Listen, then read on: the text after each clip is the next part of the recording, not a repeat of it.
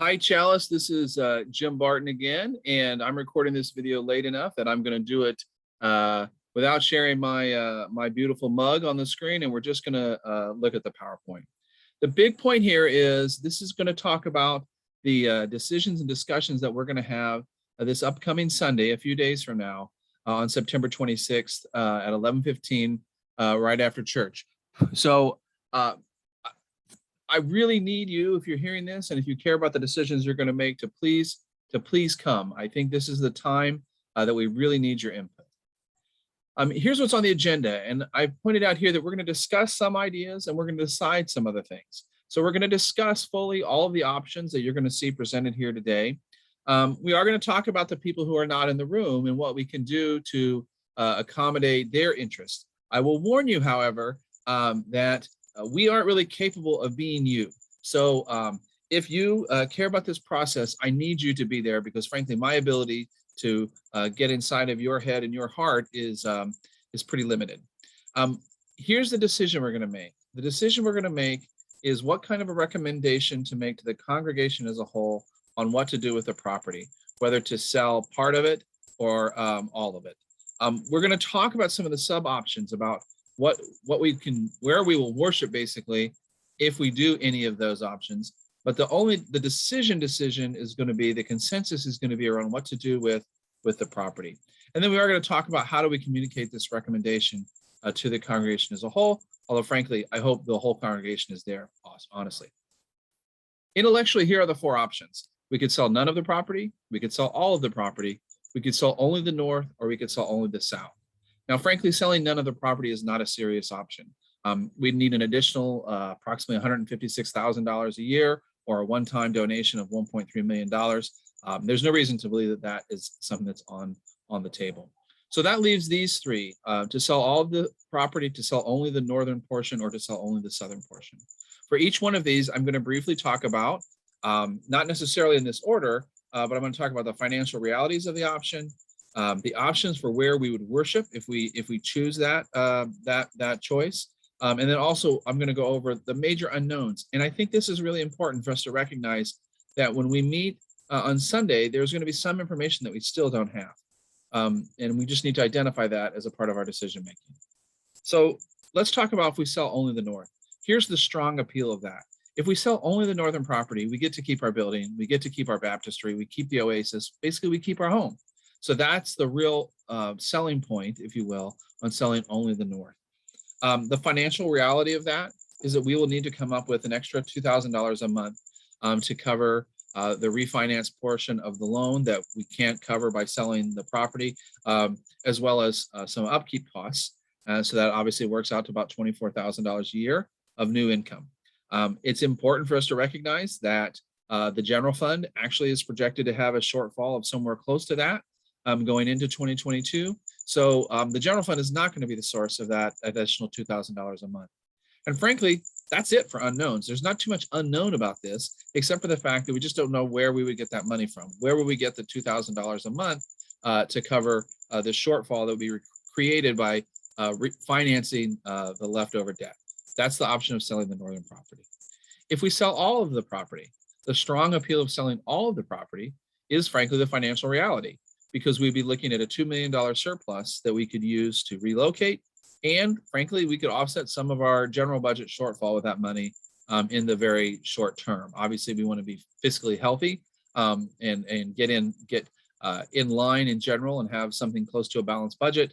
But in the immediate term, that's frankly another advantage, I think, of selling all. There are many options about where we worship if we sell all the property. We could worship at another DOC church. We could get a long-term lease at a storefront. We could purchase new property. I've actually put a couple more on the slide. We're going to look at those later. But that is the major unknown. Where will we worship?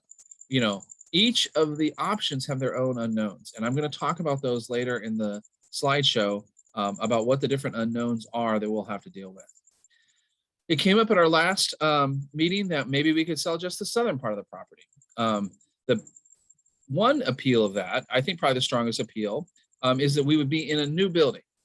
We would not be in a storefront. We would not be sharing with another church. We would for sure be in a new building. And we would build that with the $700,000 surplus that we project. And that's sort of the financial reality. So we don't have a shortfall. We have a $700,000 surplus if we sell just the south. We have some pretty significant unknowns, though. Many of them around the unforeseen construction costs.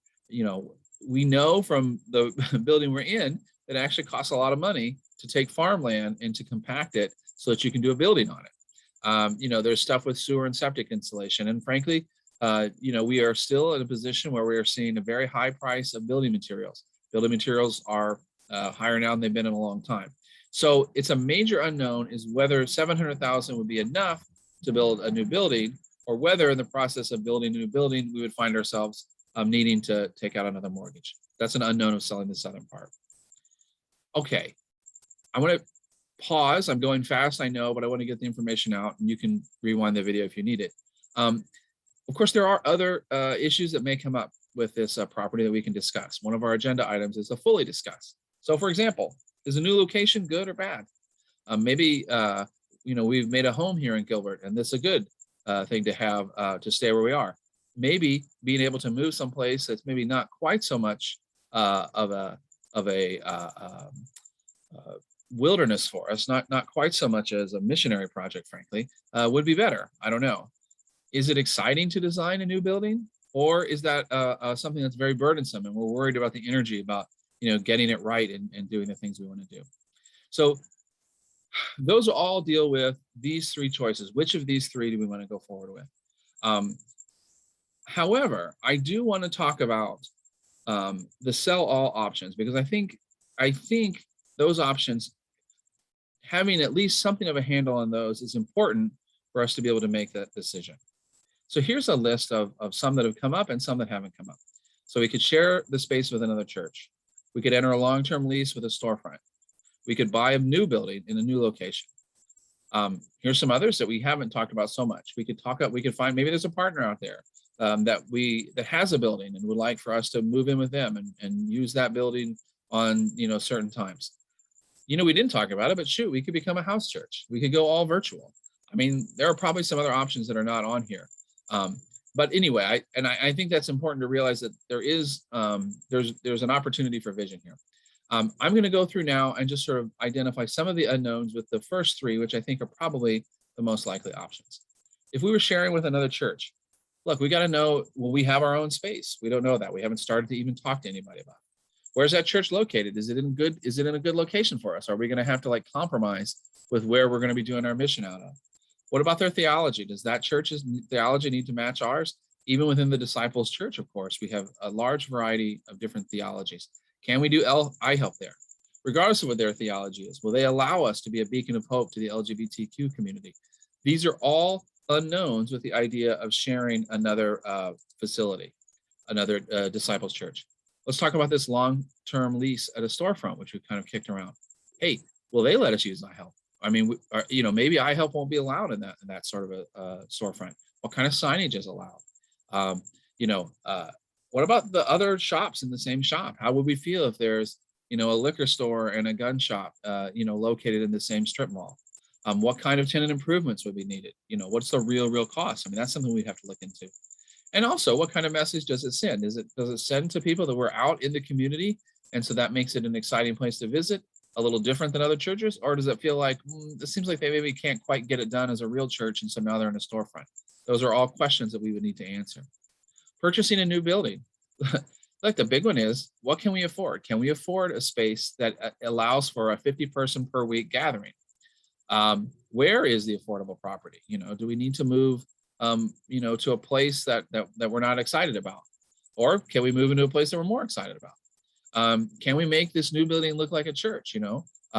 And related to that, what kind of alterations and upkeep will be required of that new property? One of the things that we realized is it isn't necessarily cheap to upkeep a space. Okay, let's go back to what's on the agenda for this upcoming Sunday. We're going to discuss all the options fully. I've run through them very, very quickly. The idea here is this is to give you a taste of what we're going to talk about, and also to give you at least the numbers, particularly with regard to the financial realities that we've already looked into. We're going to try to discuss the people who are not in the room. I got to tell you folks, I want you to be in the room. I just think it's very hard to have a discussion about and to take into account interests of people who are not there. I think it's very, very difficult to do, maybe impossible. And then we're going to decide on what our recommendation is on which of these really three options with the property. Do we sell it all? Do we sell just the north? Do we sell just the south? And then we do have to talk about how we're going to communicate it. So that's what's on the agenda. We're going to meet at 11:15. Use the Zoom link or show up in person. It's really, really important that you be there. I can't emphasize that enough. And so I hope that you will join me and the rest of this group that's been working so hard on these coaching sessions so that we can get the best consensus that we need that shows the most representation that we need. All right, thank you much, and I hope I see you on Sunday.